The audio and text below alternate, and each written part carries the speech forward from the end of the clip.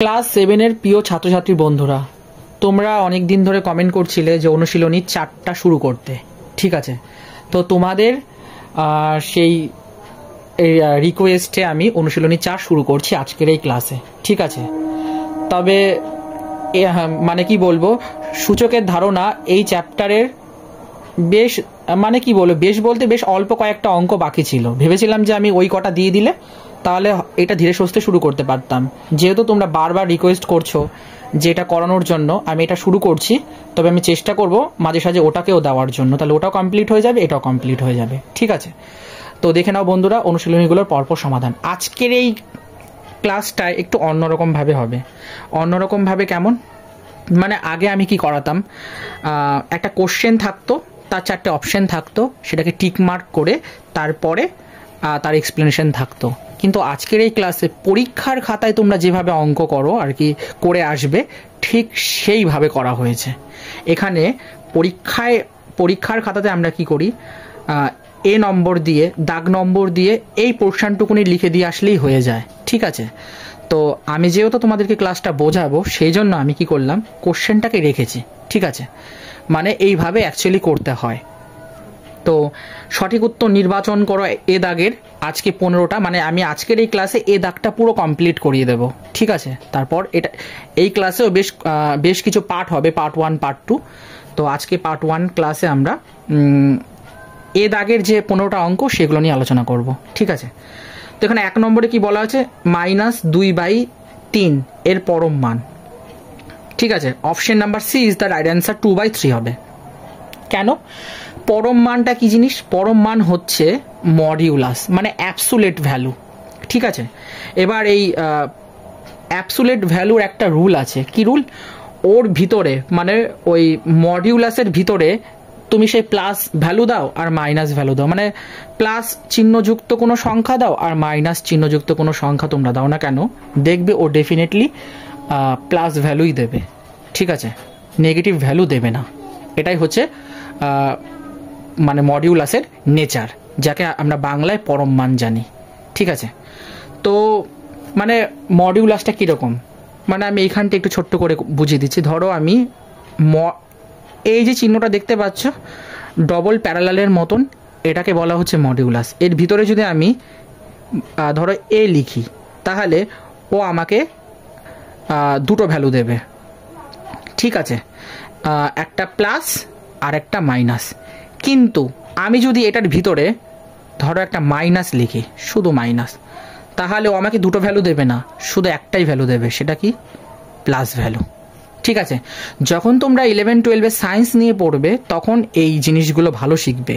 সেখানে দেখবে বীজগণিতে বা ক্যালকুলাসে এই জিনিসগুলো বেশি ইউজ করা হয়। ঠিক আছে, তখন যেমন কন্টিনিউটি আছে, তারপরে ডিসকন্টিনিউয়াস আছে, এইসব জিনিসগুলো যখন করবে তোমরা এখন বুঝবে না ওইগুলো, তবে হালকা বলে রাখছি। তো তখন কি হয়, এই দুটো জিনিস মানে পজিটিভ নেগেটিভ দুটো ভ্যালু পাওয়া যায়। কিন্তু এই ক্লাস 7-এর মডিউলাসের ক্ষেত্রে শুধুমাত্র মাইনাস থাকলেও পজিটিভ দেবে। ঠিক আছে, আর এই যে সিম্বলটা, এটাকে বলা হচ্ছে মডিউলাস। ঠিক আছে, আশা করি বুঝতে পেরেছো। তো এবার এখানটাতে কোশ্চেনে কি ছিল, -2/3 ছিল। তোমরা এর ভিতরে -2/3 বসিয়ে দাও। ও কি করবে, ও ঝটাপট প্লাস ভ্যালু দিয়ে দেবে, তাই এটা 2/3 হলো। আশা করি বুঝতে পেরেছো। এটা দেখানোর কিছু নেই, তাই ডিরেক্ট আনসার মুখে মুখেই হয়ে যায়। তো 2 নম্বরে কি বলেছে, -13 এর বিপরীত সংখ্যাটি হবে। এটাও সেম বলেই দিয়েছে, -13 এর বিপরীত সংখ্যা কি হবে, মাইনাস মানে হচ্ছে +13। Option number D is the right answer.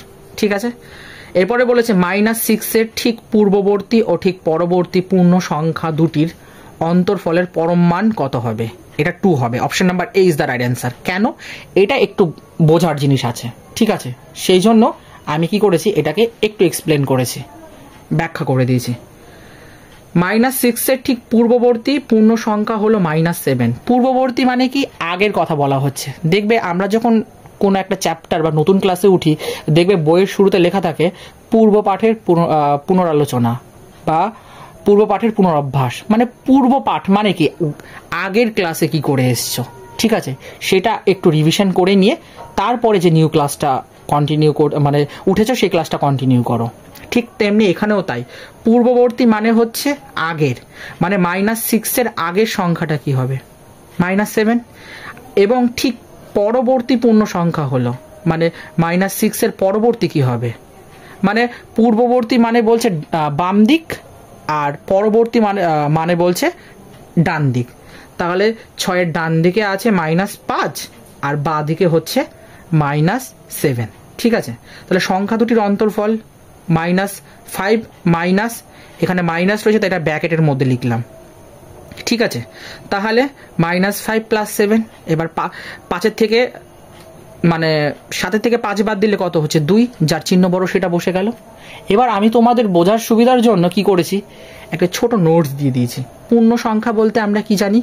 -7, -6, -5, -4, -2, -1, এরপরে জিরো, তারপরে সব পজিটিভ চলবে। এগুলো সব নেগেটিভ চলছে ইত্যাদি সংখ্যাগুলিকে বুঝি। ঠিক আছে বন্ধুরা, তাহলে দেখো -6 পূর্ববর্তী সংখ্যা কি? -7, আর -6 পরবর্তী সংখ্যা কি? -5। বোঝা গেল বন্ধুরা? আশা করি বুঝতে পেরেছ।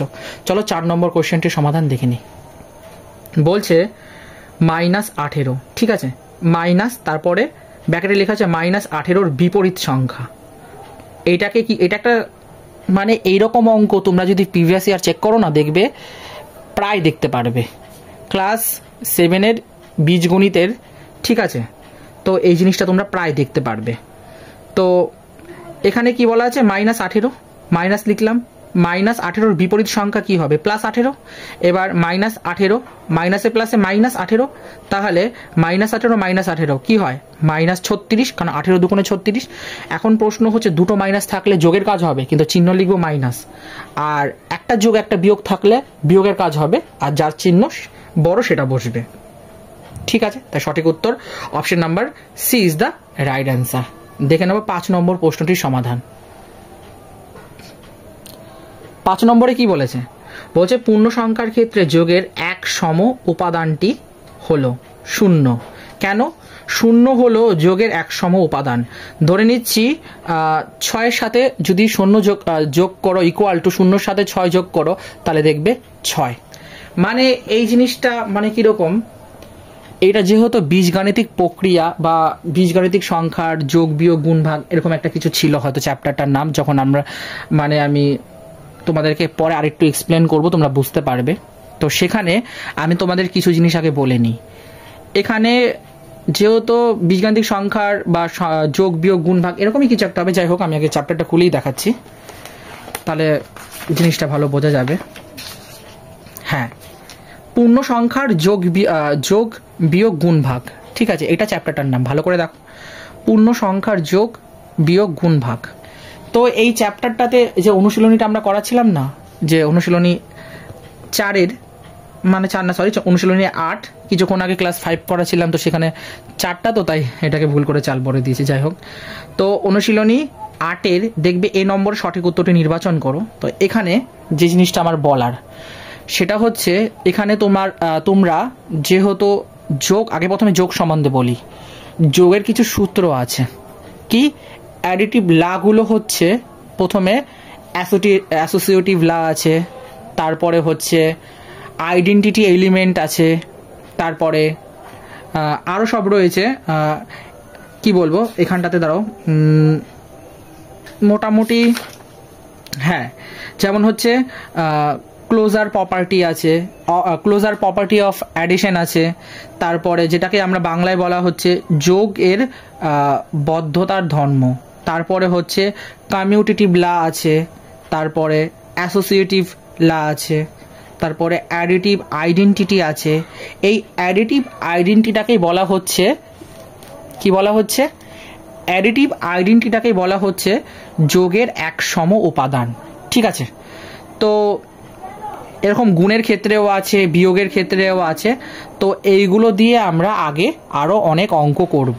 তো এক সম মানে হচ্ছে যোগের আইডেন্টিটি এলিমেন্ট। আইডেন্টিটি এলিমেন্ট কোনটাকে বলা হচ্ছে? যদিও এই জিনিসগুলো মানে তোমরা যখন বিএসসি করবে, ফার্স্ট ইয়ার না সরি মানে 4th সেমিস্টার, তোমরা যখন বিএসসি করবে তখন 4th সেমিস্টারে এই জিনিসগুলো আছে। ঠিক আছে, সেখানে দেখবে একটা থিওরি বলে একটা চ্যাপ্টার আছে। থিওরি মানে কিরকম থিওরি, ধরো সেট থিওরি না, সামথিং কি একটা নাম হবে, আমি এই মুহূর্তে মনে করতে পারছি না, তবে যাই হোক, তো ওরকম একটা কিছু একটা সামথিং হবে, এই মুহূর্তে মনে পড়ছে না, আমি পরে দেখে তোমাদেরকে বলবো। তো তখন তোমরা এই জিনিসগুলো কি করবে, ডিটেলসে করবে, ঠিক আছে? যে অ্যাসোসিয়েটিভ লা, তারপরে হচ্ছে কমিউটেটিভ লা, তারপরে অ্যাডিটিভ লা, ঠিক আছে? এই জিনিসগুলো তখন তোমরা ডিটেলসে করবে। যাই হোক, আমরা আমাদের মূল আলোচনায় ফিরে যাই। তোমাদের জাস্ট একটু বোঝানোর জন্য, একটা সামান্য একটা সিম্পল নলেজ দেওয়ার জন্য আমি তোমাদেরকে আর কি বলছিলাম। তো সেখানে কি হয়েছে, এই এক সম উপাদানটা সবসময় শূন্য হবে। কেন? দেখো, 6-এর সাথে যদি শূন্য যোগ করো তাহলে 6 হবে, আবার শূন্যর সাথে ঘুরিয়ে লেখো, শূন্যর সাথে 6 যোগ করো, সেই ঘুরে ফিরে কিন্তু 6 হবে, ঠিক আছে? তাই পূর্ণ সংখ্যার ক্ষেত্রে যোগের একসম মানে অ্যাডিটিভ আইডেন্টিটি এলিমেন্ট, সেটা সবসময় কি হবে, 0 হবে। আর এটা যদি মাল্টিপ্লিকেশনের ক্ষেত্রে বলা হতো, গুণের ক্ষেত্রে, তখন আমরা কিন্তু 1 বলতাম, ঠিক আছে? যোগ আর বিয়োগ মানে অ্যাডিশন অ্যান্ড সাবস্ট্রাকশনের ক্ষেত্রে অলওয়েজ 0 হবে, আর মাল্টিপ্লিকেশনের ক্ষেত্রে কি হবে, 1 হবে। এটা মনে রেখে দেবে, ঠিক আছে বন্ধু? দেখে নেব 6 নম্বর প্রশ্নটির সমাধান। বলছে নিচের কোন ক্ষেত্রে বিবৃতিটি অসত্য। দেখো, জেড ভাগ X plus Y equal to Z ভাগ X plus Z plus Y, এটা কোনোদিনই হবে না, ঠিক আছে?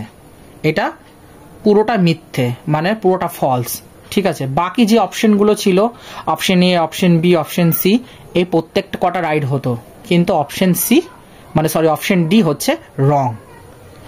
আর এটা কেন রং, তার বিস্তারিত ব্যাখ্যা জানতে চাইলে আমাকে কমেন্টে ঝটাফট জানাও, ঠিক আছে? দেখে নেব 7 নম্বর প্রশ্নটির সমাধান।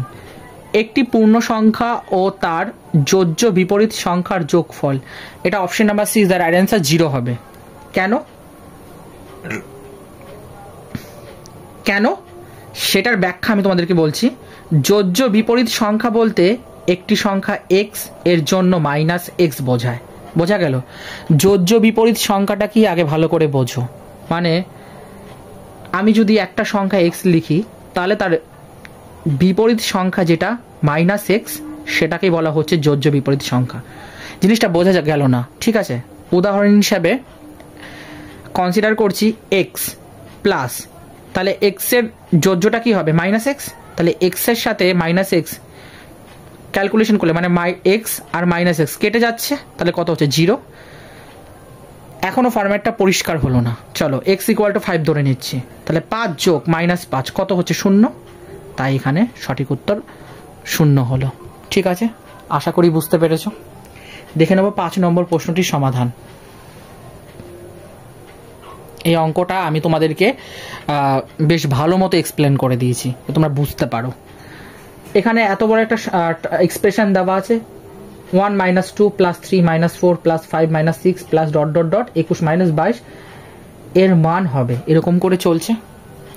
এবার দেখো, প্রথমে বিজোড় সংখ্যার ক্ষেত্রে দেখে নিই, 1 3 5 ডট ডট 21 পর্যন্ত বলে দেওয়া আছে।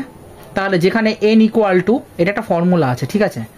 n/2 ইন্টু প্রথম সংখ্যা যোগ শেষ সংখ্যা, তাহলে n হচ্ছে এখানে 11। কেন 11? কারণ 1 থেকে 21 পর্যন্ত টোটাল 11টি বিজোড় সংখ্যা হচ্ছে, তাই এখানে টোটালটা n ইকুয়াল টু 11 হলো। সূত্রটা বললাম। এবার n কত, 11/2, প্রথম সংখ্যা কত 1 আর শেষ সংখ্যা কত 21, ব্যাস 11/2 গুণিত 22। এবার 2 দিয়ে 22কে কাটো, কত হচ্ছে 11, 11 গুণ করলে কত, 121। আমরা বিজোড় সংখ্যাটা বার করে রাখলাম 121। এবার জোড় সংখ্যা বার করব। জোড় সংখ্যা কত আছে, 2 4 6 এরকম করে 22 পর্যন্ত, তাহলে এখানে n কত হবে, 11। কেন? কারণ 2 থেকে 22 পর্যন্ত 11টি জোড় সংখ্যা আছে, তাই জন্য এখানে 11 হলো। সেম ওই ফর্মুলাটা পুট করলাম, 132 হলো। ধরে নিচ্ছি এই পুরো এক্সপ্রেশনটাকে এস ধরে, এস দিয়ে আমি ধরে নিচ্ছি, তোমরা চাইলে এক্স ওয়াই জেড যা খুশি ধরতে পারো। তাহলে বিজোড় সংখ্যার যোগফল কত, 121, আর জোড় সংখ্যার যোগফল কত, 132। এবার এস ইকুয়াল টু, এস কোনটা, এই এক্সপ্রেশনটা, 121 বিয়োগ 132 কত হচ্ছে, -11। তাহলে option number D is the right answer, -11 হচ্ছে সঠিক উত্তর। দেখে নেব বন্ধুরা 9 নম্বর প্রশ্নটির সমাধান। a প্লাস ব্র্যাকেটে b plus C equal to a plus B plus C, নিয়মটি যোগের যে নিয়ম নামে পরিচিত। এটা কোন নিয়ম নামে? এটা হচ্ছে যোগের সংযোগ নিয়ম। সংযোগ নিয়ম মানে হচ্ছে অ্যাসোসিয়েটিভ ল, ঠিক আছে? এটাকে বলা হচ্ছে অ্যাসোসিয়েটিভ ল, মানে যোগের সংযোগ নিয়মের এই সূত্রটা বলা হচ্ছে এই ফর্মুলাটাকে। তারপরে সেম একটা দেওয়া আছে ওরকম বলছে এক্ষেত্রে গুণের যে নিয়মটি প্রযোজ্য হয়েছে সেটি হলো গুণের বাম বিচ্ছেদ নিয়ম। কেন? দেখো এক্স গুণিত এক্স যোগ এক্স গুণিত 5, তাহলে এটা এখানে দেখতে হবে এক্সট্রা এই সংখ্যাটা ডান দিকে আছে না বাম দিকে আছে?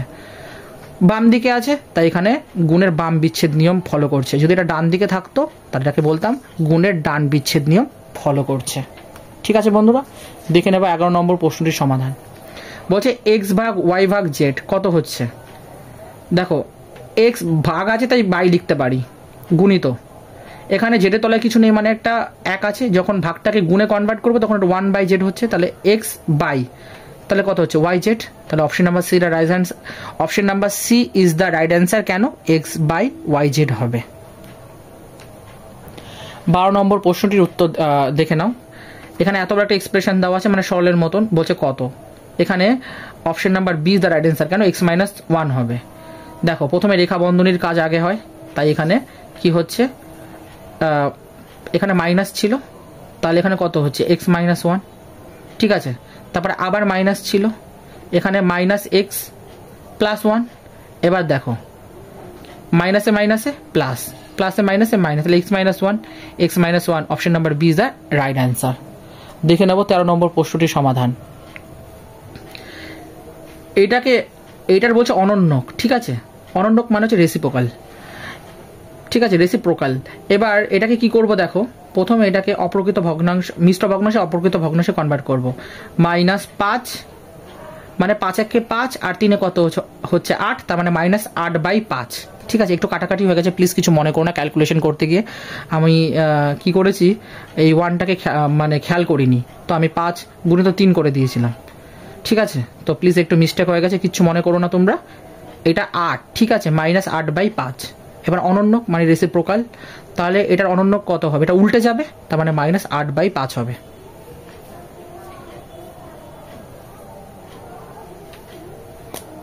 এই জায়গাটা একটু কারেকশন করতে হবে। কেন কারেকশন করতে হবে?